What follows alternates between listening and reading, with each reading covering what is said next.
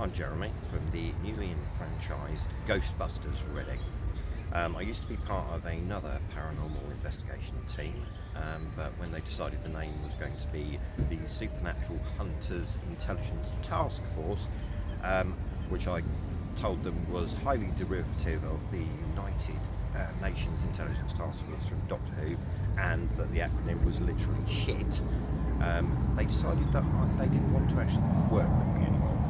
So they've now moved north of Reading to Caversham, and now call themselves the Caversham Unnatural Neutralising Task Force, which I think the acronym says it all really, doesn't it? Anyway, I scraped together enough capital to apply for a franchise from Ghostbusters head office in New York.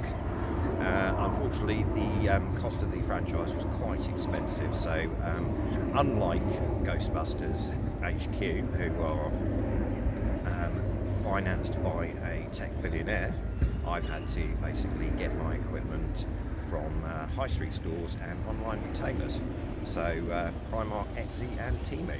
See, this means that most of my equipment is cheap and cheerful, and unfortunately, as my EMF detector was actually sourced from Temu, the instructions are in Chinese, so I'm not entirely sure it works. Or if it does work, it either means my kitchen is a hotbed of supernatural activity, or my microwave is actually giving out dangerous levels of radiation, which are going to render me sterile and make my teeth fall out. Now, because the franchise only extends for a certain period, I'm only licensed as a Ghostbuster within the Royal County of Berkshire, which basically means if there's something weird in Basingstoke, you're going to have to call someone else. So, the reason I'm out here today is there have been reports of supernatural activity in Windsor.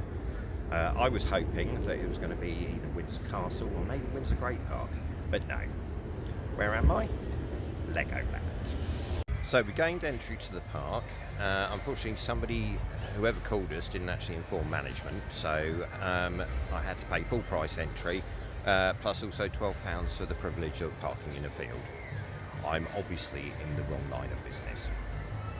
Right, anyway, so you may think that Legoland is not a place where there is likely to be any supernatural occurrences, but the estate that Legoland's built on was originally called St Leonard's Hill. It was a 110-room stately home built on the estate, which was originally called Forest Court. This was then renamed Gloucester Lodge, and then when it was taken over by another chap, he basically decided to call it St Leonard's Hill. That was 1760s. About 1969, when it was basically it got taken over by the Smart Brothers, who basically opened Windsor Safari Park. So it was and that lasted until about 92. So anyway, so the research I've done, there haven't actually been any sort of notable deaths whilst it was the stately home, and the only notable deaths that actually happened in Windsor Safari Park were actually killer whales. So we're talking probably, let's see, a killer whale, it's probably a class 6. Okay. However, the reports that we've had have been that they are definite but non-human forms, so we're probably looking at class 5. Luckily, when I had my bag searched, they didn't actually take any of my equipment, although they did confiscate my brass knuckles, which I only brought because, you know, sometimes you've got to basically kidney punch someone to get to the head of the queue.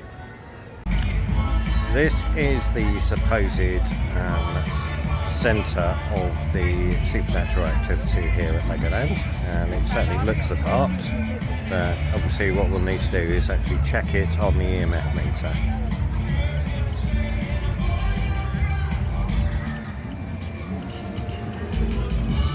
Okay, the light is green, the site is clean. Nothing supernatural happening here. Okay, so I thought it was going to be a serious scientific investigation, but now I'm in an episode of fucking Scooby-Doo. Bloody typical, probably won't get paid, and fuck it, I'm going to go and get a pint.